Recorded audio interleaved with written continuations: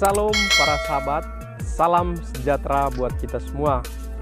Dalam video kali ini kita akan menjawab sebuah pertanyaan. Mengapa orang-orang Yahudi dan orang Arab Muslim saling membenci? Bagaimana pandangan Alkitab? So, let's go. Mari kita simak ulasannya dalam kupasan video kali ini.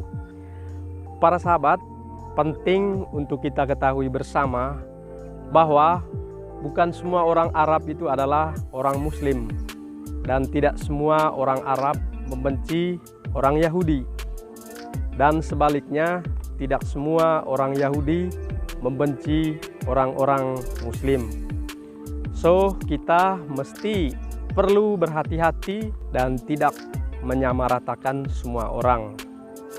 Namun secara umum, baik orang-orang Arab Muslim maupun orang-orang Yahudi, hubungan relasi mereka satu sama lain sangat berjalan tidak harmonis. Relasinya satu sama lain tidak berjalan dengan baik. Nah, mengapa demikian? Jawabannya tentu ada bermacam-macam. Jawabannya bervariasi. Tetapi daripada kita berasumsi, mari kita langsung saja bagaimana sudut pandang Alkitab tentang permusuhan mereka. Para sahabat, penjelasan dalam Alkitab secara eksplisit mengenai permusuhan orang Yahudi dan orang-orang Arab dapat kita telusuri mulai dari Bapak Abraham.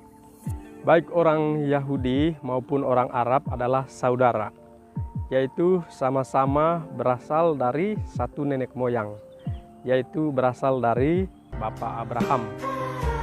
Orang-orang Yahudi adalah keturunan dari Ishak, sedangkan orang-orang Arab adalah keturunan dari Ismail.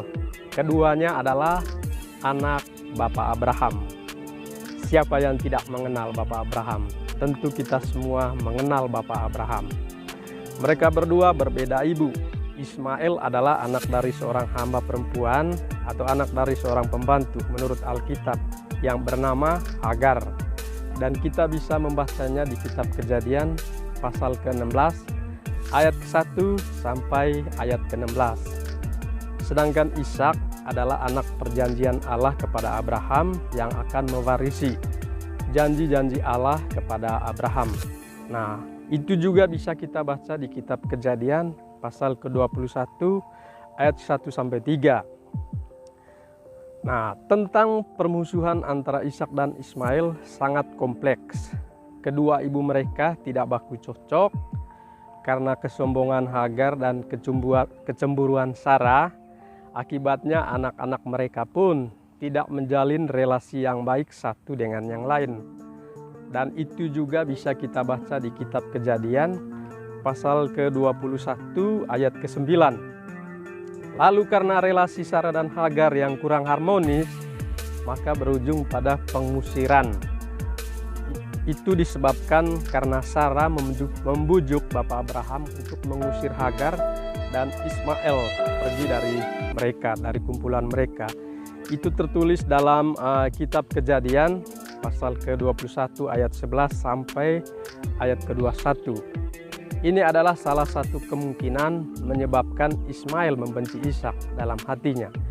Bahkan seorang para malaikat bernubuat kepada Hagar bahwa Ismail akan menentang semua saudara-saudaranya dan kelak kelakuannya seperti keledai liar.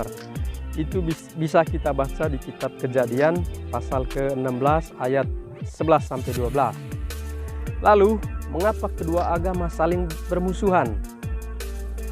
Yang membuat kedua agama ini saling bermusuhan karena kitab Al-Quran agama Islam yang dipeluk oleh mayoritas orang Arab telah membuat permusuhan ini makin keruh. Sebab di kitab Al-Quran mengandung instruksi yang bertentangan dengan orang-orang Yahudi. Di satu pihak, kaum Muslim diminta untuk memperlakukan orang-orang Yahudi seperti saudara atau sebagai saudara. Tetapi di sisi lain Al-Quran memerintah untuk menghukum orang Yahudi atau menyerang orang Yahudi yang tidak mau masuk ke dalam agama mereka, yaitu agama Islam. Nah, para sahabat, bahkan di dalam Al-Quran juga memperkenalkan konflik mengenai siapa yang sebenarnya yang menjadi anak perjanjian. Di Alkitab, di Perjanjian Lama atau di kitab Ibrani mengatakan bahwa anak yang menjadi anak perjanjian Allah dan Abraham adalah Ishak. Tetapi 600 tahun kemudian Al-Quran mengatakan Ismail adalah sebagai anak perjanjian. Nah, Al-Quran mengatakan bahwa Ismail yang hampir dipersembahkan oleh Bapak Abraham yang dipersembahkan kepada Tuhan, bukan Ishak. Nah, tentu ini juga sangat bertentangan dengan kitab Kejadian di pasal ke-22.